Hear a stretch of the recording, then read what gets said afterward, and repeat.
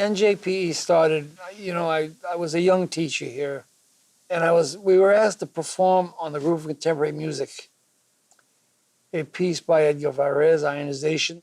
I was at the time teaching at 3 different universities or colleges in the state.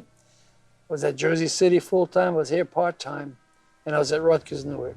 Why I called it New Jersey was because it was 3 universities combined, and we'd meet here weekends, Saturdays, Sundays, and rehearse this piece, Ionization. The New Jersey Percussion Ensemble has its roots in the Group for Contemporary Music, which composer Charles Wernin founded in the early 1960s in residence at Columbia University in New York. Today, it is hard to imagine how important that group was at that time, because university-based new music groups are now commonplace. But back then, it was nearly unique in the country and served as the model for the eventual proliferation of these groups. At the same time, there were very few players in New York who were willing and able to perform this kind of music, so Wernin had to find specialists or people who were willing to become specialists, like Ray DeRoche. Ray was moving into a university setting himself, and he decided then to form a group there to perform this kind of music, the New Jersey Percussion Ensemble.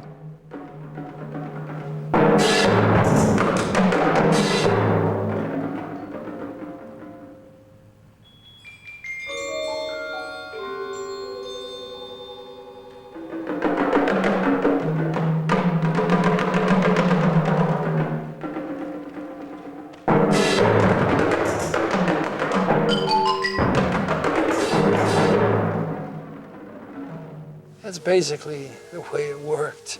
It was all about them. I got paid. It was my job. They did it out of love. Trust me. And you've got people on the scene or coming onto the scene who are writing fantastic pieces, and they need ensembles to play them. And Ray's involvement brought together resources from the Group for Contemporary Music and the New Jersey Percussion Ensemble. And in that way, we were able to get music from great composers like Charles Wernin.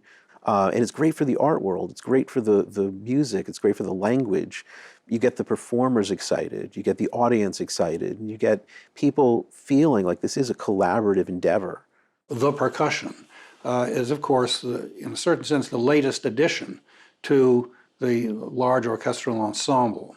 And what that means is, among other things, that the percussion player, and therefore the percussion ensemble, is not weighed down by an enormous historical literature, which can be either the object of unhealthy affection or stagnation, or sometimes intimidation. I had a lesson with Ray DeRoche, and I walked in and he said, well, play this, and I couldn't do anything. And he said, why are you here? And I said, well, they said they needed percussionists in the band, and he said, okay, cut off your left arm, break up with your girlfriend, sell your car, buy a xylophone. I had just heard that William Paterson had a good music program.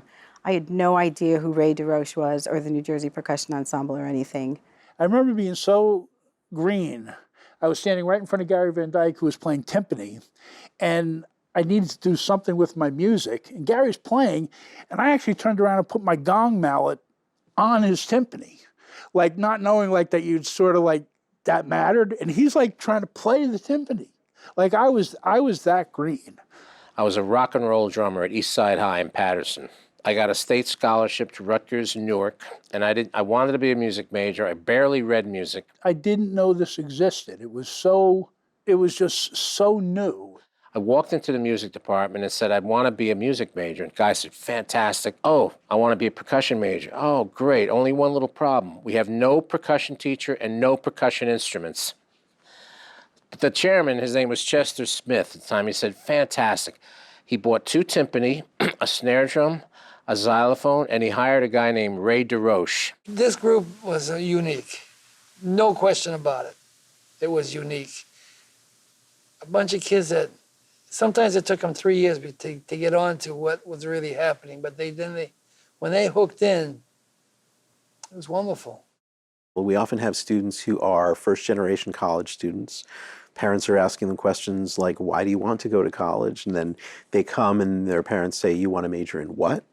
And that sort of thing. And sometimes these kids have a job or two jobs on top of this. They weren't simply taken and planted into a conservatory environment where all they were going to do is eat, sleep, breathe music.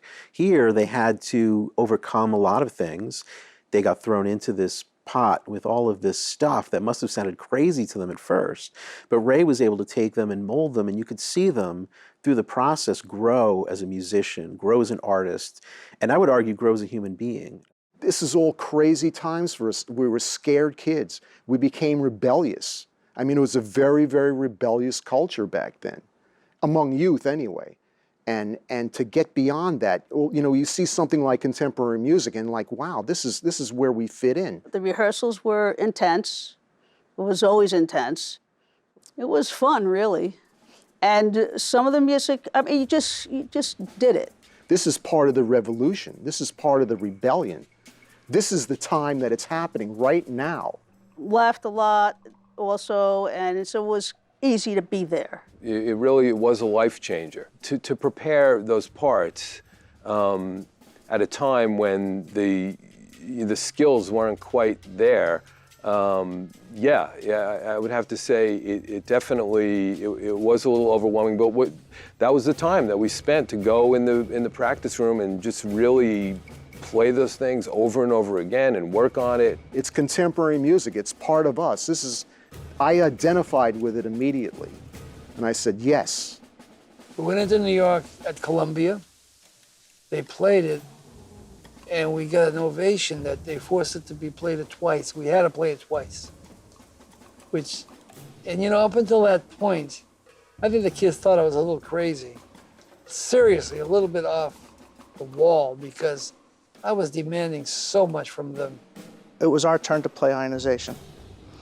Well, we played it, and there was silence for about 10 seconds, and then the entire audience stood up.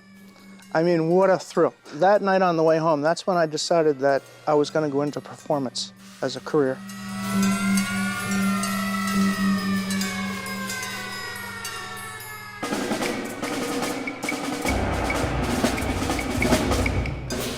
Now, tell me a little bit about the percussion ensemble. Exactly what is their purpose? It's an ensemble that was started by Ray DeRoche, a very famous percussion player from New York, who now lives and teaches at Paterson State College, and is one of the best in the country, probably the best percussion ensemble in the country. And they're advancing the literature for percussion ensembles, getting composers to write more pieces for such an ensemble, and maintaining very high levels of high standards in the choice of pieces that they play and the ability to play them. They're excellent performers.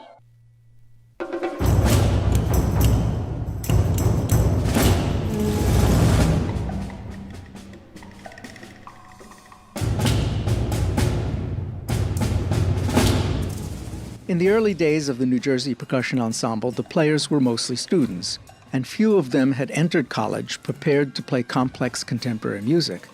But Ray's passion inspired them to work harder than they ever had in their lives, and they quickly grew into skilled and nuanced performers.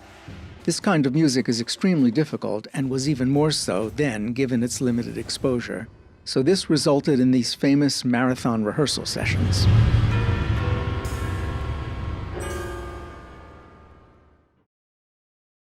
Ray was just such a perfectionist with the group, and it was not uncommon to spend 3 hours on, a few seconds of music, a few bars of music. But when you got through that session and finally got those 4 bars down, they were fixed and it was time to move forward, and you didn't really have to go back and keep repairing. If you show a picture out of focus, and the more we rehearsed it, it got more and more in focus.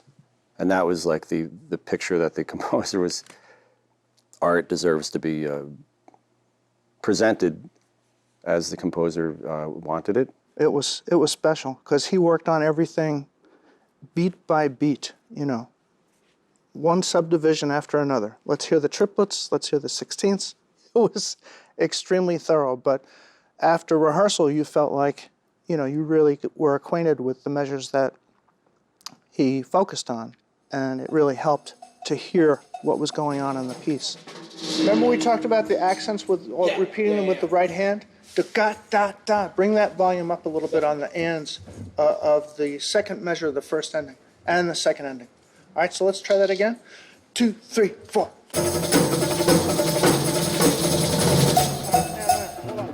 The last two. Every piece was 3 hours. And I did this through the whole time I was here.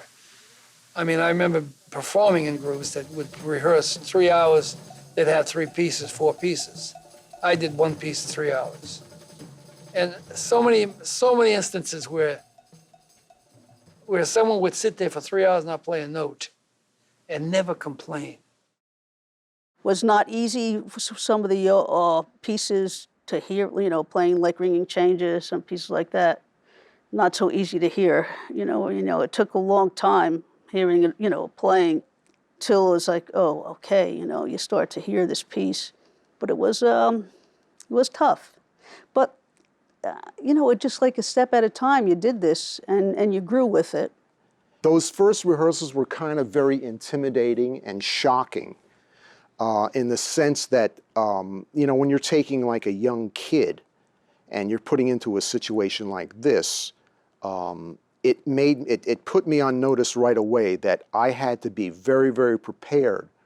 With Ray, there was a difference between 3 Ps, 2 Ps, and 1 P, dynamically. That's how picky he was. We'd have a typical Sunday. I'd go in there at 8 in the morning and I'd do 3 hours. Harvey Solberger would come out and do another 2 or 3 hours on the Davidovsky synchronisms. Charles would come out and do ringing changes for 2 or 3 hours. I'd come back at night, 7 o'clock to 10. They'd go from 8 to 10 o'clock, just straight rehearsals. This was a typical Sunday. I mean, we got the idea of what it was to play, and to play right, and to play all the time on a very high level, from the first rehearsal. The Vince Lombardi of percussion is strong basics. Vince was like block and tackle. Ray was like dynamics, time. I told my car I had to hitchhike from Newark, New Jersey. I get to about within 2 miles of the rehearsal, and we're rehearsing ringing changes. Charles Warren, he's conducting. I have my thumb out, and Charles had just gotten a car. So who pulls up but Charles? He opens up the door and says, "Get in," and I get in. He looks at me and he says, "If I hadn't picked you up, you would have been late for rehearsal." And he was very serious. And of course I didn't say a thing, but that's how intense it was, and that's how passionate we all were.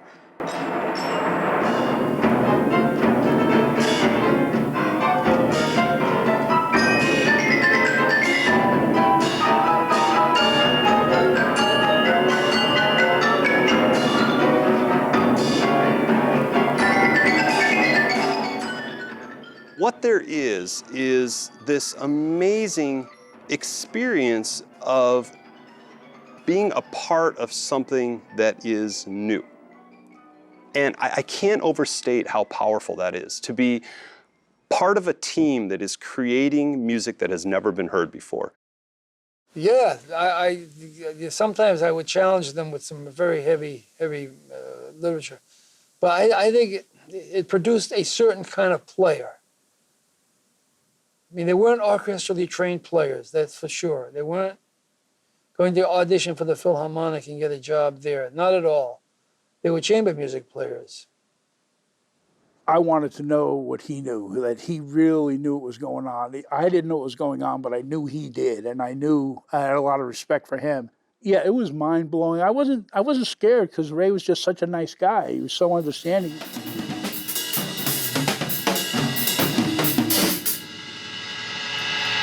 When it's right like that, I just had to stop. That was just, that was good, man. A lot of that was really good. You're in there too. And I think when the others, and that's, one more time, this is now for the ears. We're not fixing anything. I just want you guys to hear this.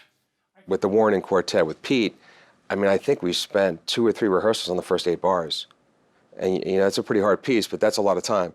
And I think that's why the group sounded like it did, because we would just rehearse the heck out of stuff and just play it at a level that I think one of the reviewers said it was like playing Puccini. It sounded like Puccini. Like, it was so second nature to us, was we just rehearsed the heck out of stuff. Detail, let's hear that again, slow to fast, really listening. So we heard the stuff. It wasn't just reading it down. And I think that was one of the real keys. To have an exciting performance, Ray always said, never bore the audience. Don't ever bore the audience. And I think about that, even when I'm conducting my middle school band, it has to be a high quality performance, for their level, and it has to be exciting. It has to be, or else, why bother? And sometimes, I remember a couple of rehearsals, we couldn't get into William Paterson. I don't know what happened. We'd rehearse on his floor. We'd have the music spread out, and we'd bang on the floor. The goal was to hear every note and how it related to everyone else's note as deep as you can get into the score. So after a while, I was really appreciative of that. We weren't just rehearsing the piece, we were learning every single inch, vertical and horizontal, of that piece. He'd do every permutation of pair, and it was such a thorough way to rehearse.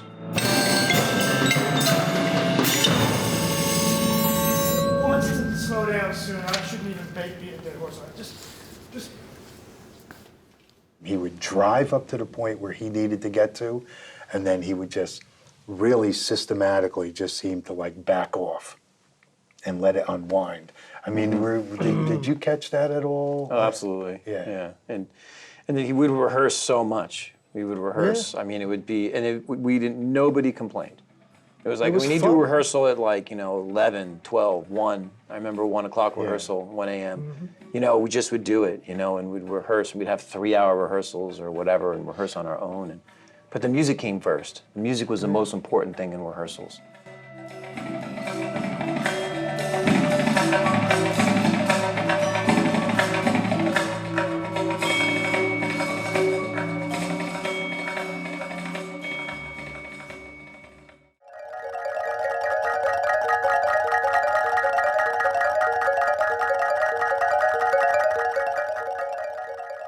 The percussion ensemble is usually considered the newest ensemble in Western classical music. Yet in many ways it is hardly new, because percussion ensembles have been a part of many world music traditions for millennia from all parts of the globe. But in the West, and particularly in America, the percussion ensemble has merged with the European tradition of large ensembles with sophisticated notation to result in something unique. George Antheil's Ballet Mécanique, which premiered in 1926, is widely considered to be the first percussion ensemble piece in this sense, though Edgar Varèse's Ionization from 1931 is the first purely concert work in this medium, and clearly the iconic early work for percussion ensemble. After Ionization, the floodgates opened, and a great many composers have since contributed to the repertoire. One of the curious aspects of the percussion ensemble is that its makeup is not fixed. Although orchestral instruments such as xylophone, snare drum, and cymbals are often included in a percussion piece, just as often the musicians play things that aren't typically considered musical instruments, such as metal or wood junk, automobile parts, even trees. The possibilities are virtually limitless, and almost 100 years after Ionization, composers continue to explore new sonic frontiers by way of the percussion ensemble. And it means that the kind of top lofty attitude and even patronizing attitude that sometimes conservatory students, for example, will have, if they play the violin or the piano or other one of the great instruments, will have toward living music or to living composers, that's absent. We have several wonderful instruments here, including the spring. We also have the pot. Beautiful sound. And my personal favorite, the beer kegs.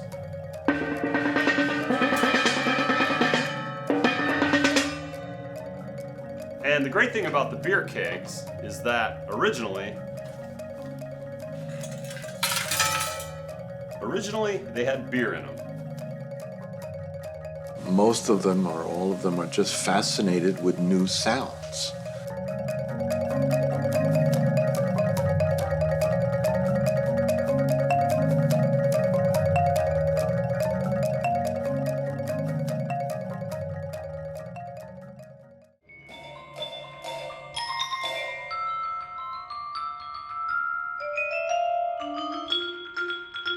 As Ray DeRoche's career began to wind down in the 1990s, he gradually turned the New Jersey Percussion Ensemble over to some of his most dedicated and energetic students.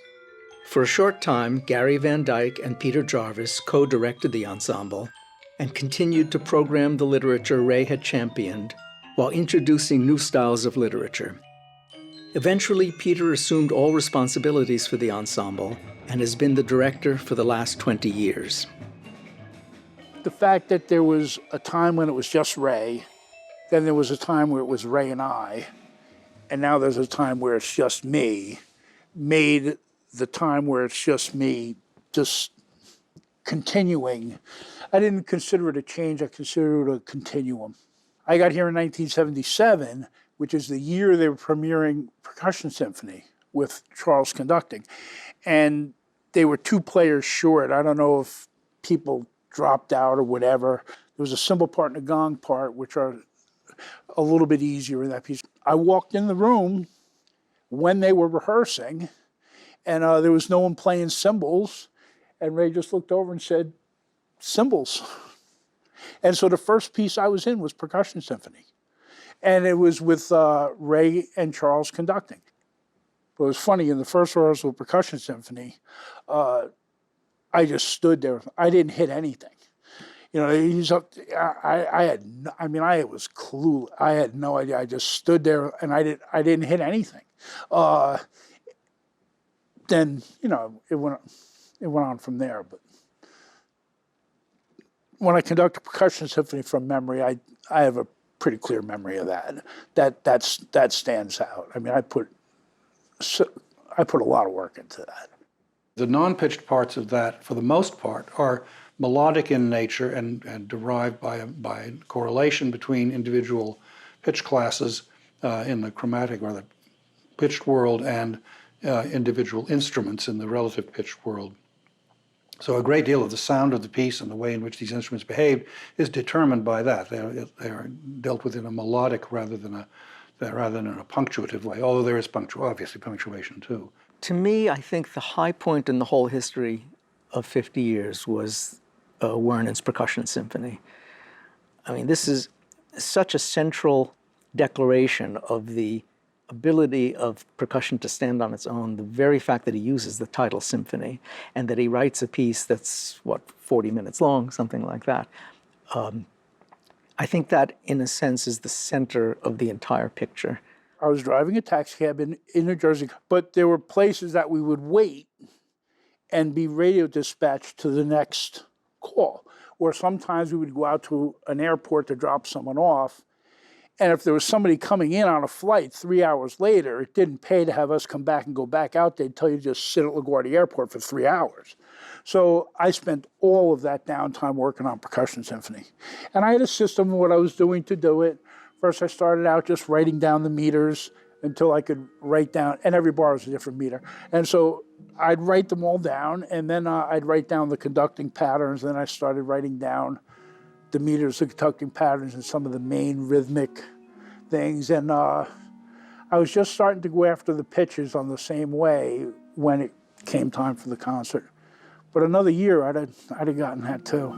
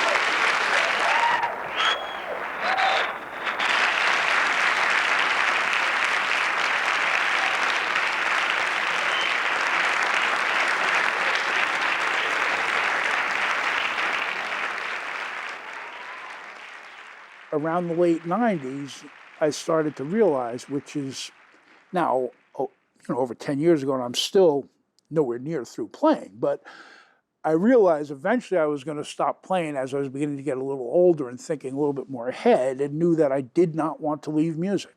So I started composing and realized by the time I did stop playing, which from then I figured would be about another 25 or 30 years, I thought I would have 25 or 30 years of composing under my belt and be good enough at it where maybe I could do something with that and extend my career in a very real way, not just sort of composing for the fun of it, but I hoped after 30 years of experience, I'd be able to write some music that was good enough to actually extend my career. So I was basically saying there wasn't going to be a rocking chair on the front porch for me.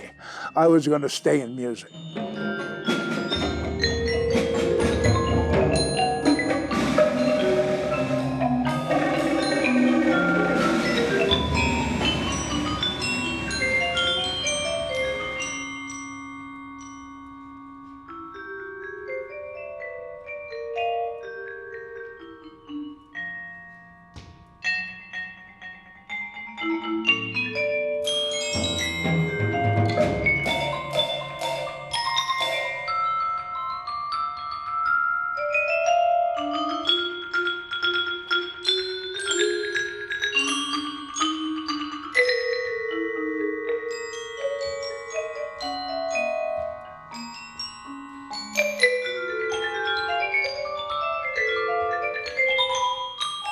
Under Peter's leadership, the New Jersey Percussion Ensemble has broadened its aesthetic reach and developed new relationships with various musicians, while also continuing the ensemble's tradition of working closely with composers, striving to capture their sonic visions as accurately as possible.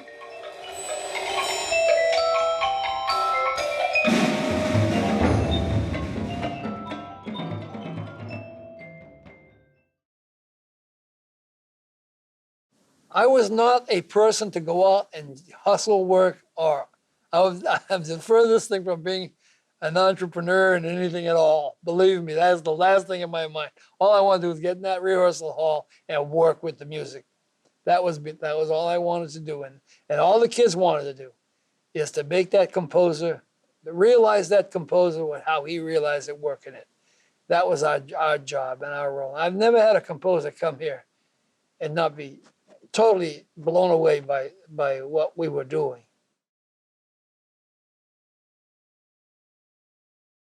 Well, it's simply that I suppose at the fundamental point would be simply that they would always rehearse as much as was necessary, and there was not really any sense of pressure of deadline that one must be fully prepared by a date certain in order to perform the thing.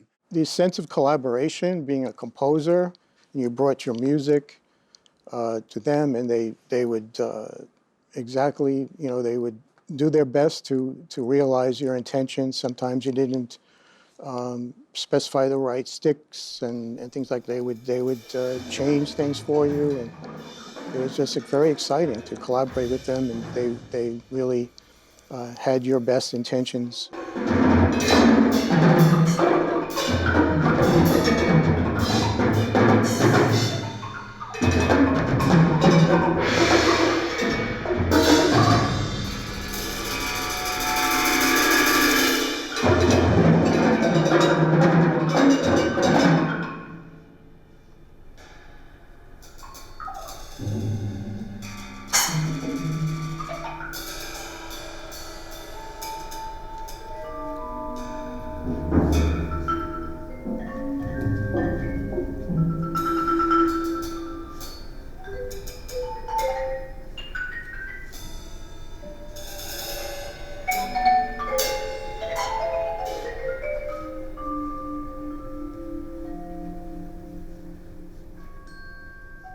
It's not so much that they were playing my music, it was just the level of intensity of what they were doing in any of the music they were doing. A great many of them went on to do other things in life, but the fact that they were learning to do one difficult thing very thoroughly and at a very deep level, I think was a great life experience for them, a very important formative experience for them. I've found it very, very valuable laboratory from my standpoint, in the sense of I can create this material and in a very congenial atmosphere, and that's very important. In an atmosphere that lends itself to creativity, I can go and show these musicians and show these percussionists this material, and I'll get feedback, and then you get a very creative kind of situation. The most exciting part, of course, was their legendary diligence and exactitude in performances. They wouldn't allow a piece to come to the public before rehearsing it until it was ready. And they always aimed for a first performance that was as good as any subsequent performance, not just sort of getting warmed up in the first few performances. No, they were ready. I like to emphasize that aspect of congeniality because that really promotes a lot of energy in terms of exchange of ideas. And so not only are you giving something, but you're getting a lot back in terms of the players giving you feedback and the overall vibration being open to let's experiment or let's expand what we've been doing, and try something new.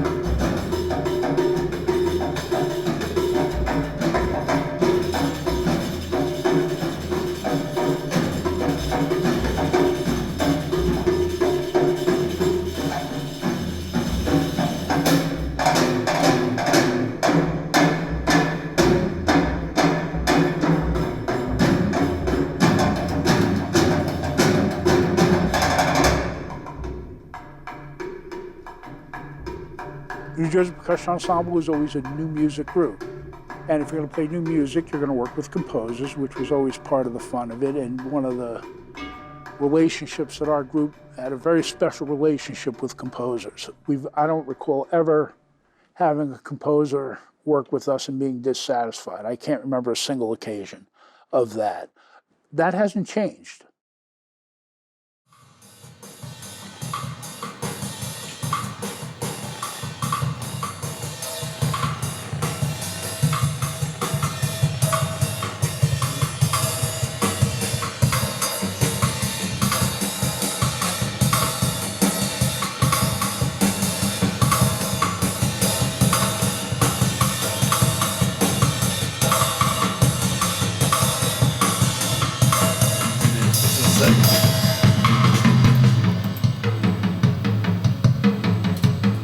It's gotta be tight.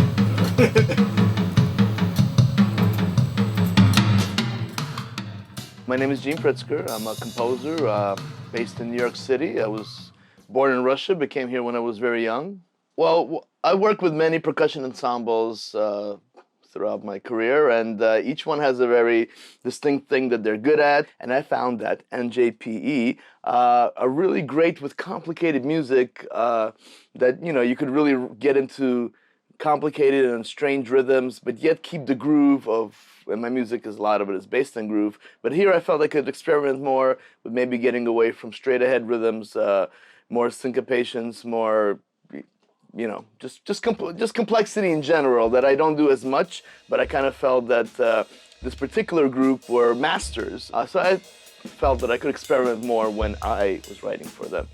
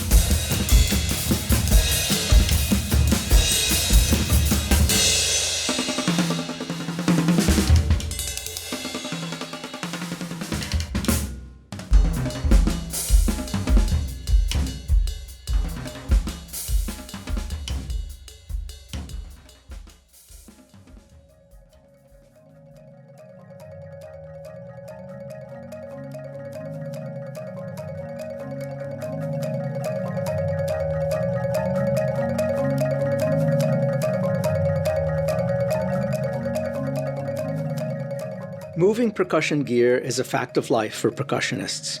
Few venues have full complements of equipment, and even fewer have the proper elevators, ramps, and wide door frames needed to wheel things in and out of spaces.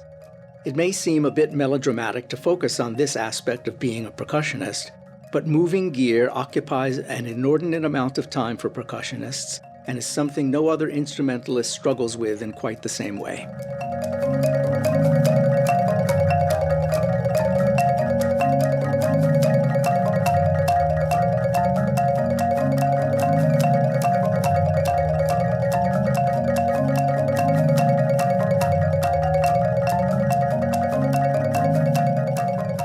The members of the New Jersey Percussion Ensemble spend hundreds of hours each year disassembling, reassembling, pushing, pulling, lugging, hefting, and sweating their way to a full stage of instruments. That requires teamwork, and all that time together fosters friendships that go much deeper than a typical professional relationship. We are a percussion ensemble, but also a family.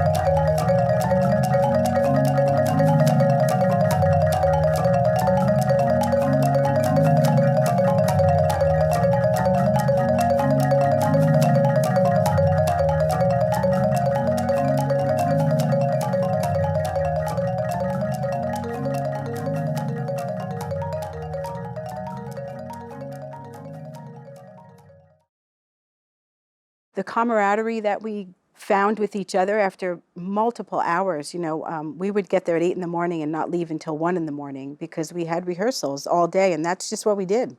I remember asking Ray when I first got here as a freshman, saying, well, so should I join a fraternity or something like that? He's like, no, man, this is your fraternity, man. This is your family. This is where you invest all your, your energy. You're here, you live here in this building. There wasn't a sense of competition between us. We were all kind of working towards a common goal. We all felt like brothers and sisters, basically. It was a tight-knit family. But it was really like a family. We were very good friends. We would spend all this time and really work hard on it. So it was exciting. I'm, glad that I did it. It was a real sense of, okay, we're just doing this together to all get better and work harder to either A, make a piece the best it can be, or to be the best player you can be. He really fostered that among us. So there was a real sense of just community and family. I went into New York one day to pick up tickets for a show I was going to take my girlfriend to, and everything was stolen out of the trunk of my car. Sticks, music. The next day I called Ray, and he said, don't worry about the music, I can get that replaced. And he told the guys, and they gave me a whole bunch of sticks and mallets. Like, I didn't really lose anything, Everybody had everybody's back. We helped each other if we needed help. It was special.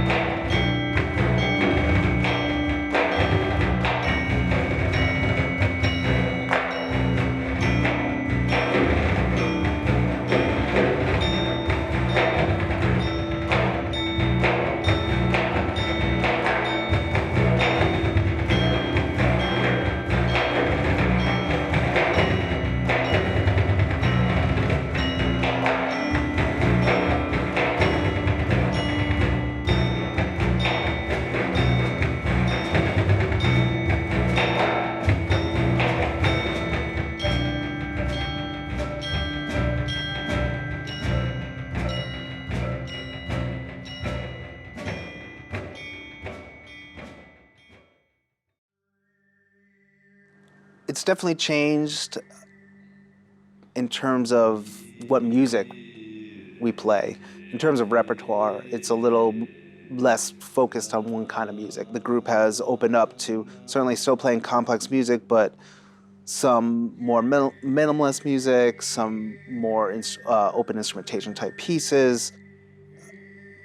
It's become a little more diverse in repertoire, but so much has stayed the same. I mean, there's just incredible dedication to the music and to rehearsing and getting things right and doing, you know, collaborations with the composers. It's really amazing.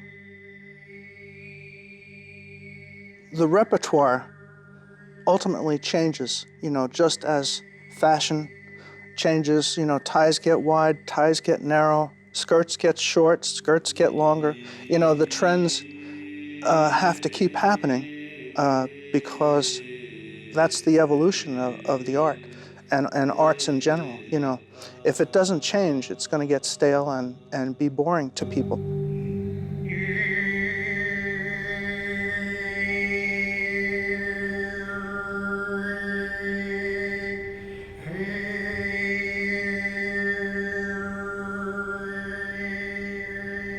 We still play some of the old classics, but we also play music of the composers of today. And we don't approach it any differently. We just simply we just roll our sleeves up and get at the music. So I guess just how the musical world has changed, by default, our group has changed. We haven't fought the change of the evolution of music. We haven't said, this is the thing we do and we're sticking with it even if the musical world goes on. I mean, we just go with it because it's a symbiotic relationship. A lot of composers write what they compose for us because of the way we play. And we play the way we play because they write for us.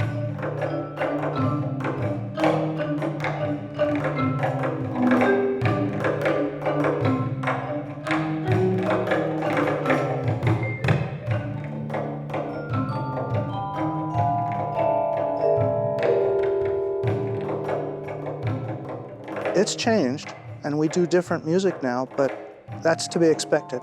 And I think if we didn't do that and just played the old stuff that we were familiar with, I mean, you know, it would only go so far and we wouldn't be playing any concerts.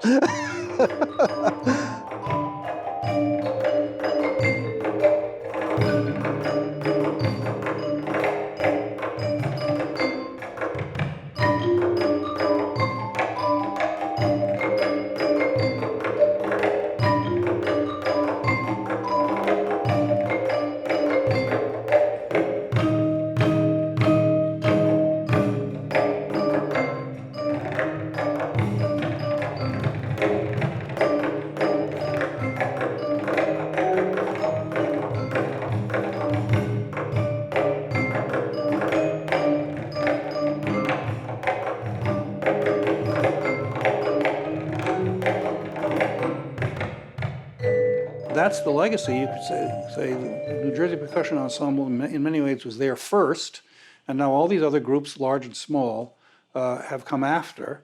And while you can't always establish causality, nevertheless, it's very suggestive. There's a lot of great quartets out there, a lot of great chamber groups, but you know, when you get 10 to 24 players playing percussion ensemble, there's not too many groups that were doing the level, I think, of pieces that we did. So the group has faculty, alumni, and students.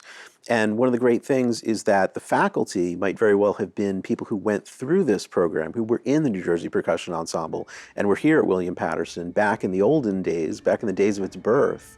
And the alumni, of course, were here, and they're teaching. They're teaching out in the schools. They might be teaching at universities. And you're seeing them, and you're getting to interact with them as a student. And the current students, of course, see all this, and they're very encouraged. They're very encouraged about the ensemble. They're encouraged about their future. They're encouraged about the future of new music.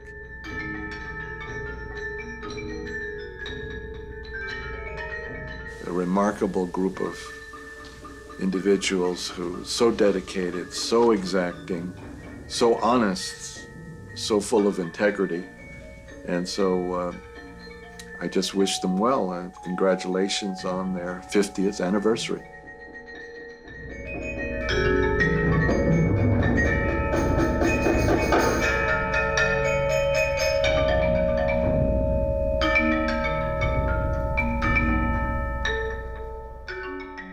One of the ensemble's lasting contributions to classical music has been the elevation of the percussion ensemble to a level comparable to the great symphony orchestras, even as percussion itself was being elevated from its traditional noise-making role to an equal sound source family in its own right, that is, with its own repertory.